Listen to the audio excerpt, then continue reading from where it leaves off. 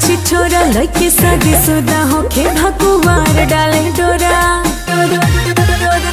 काली गोरी सब उन्हें प्यारी लगती है, काली गोरी सब उन्हें प्यारी लगती है। बोले सपनों की रानी तो हमारी लगती है, बोले सपनों की रानी तो हमारी लगती है।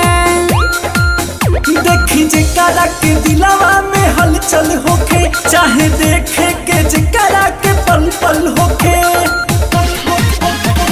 प्यार की जिसको बीमारी लगती है, प्यार की जिसको बीमारी लगती है, उसे दो बच्चों की माँ भी कुंवारी लगती है, उसे दो बच्चों की माँ भी कुंवारी लगती है।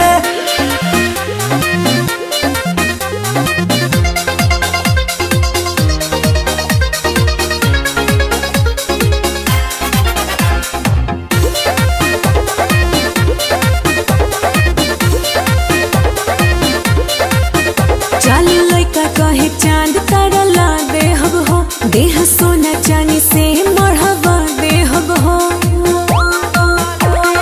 धोखा देने की ये तैयारी लगती है, धोखा देने की ये तैयारी लगती है। बोले सपनों की रानी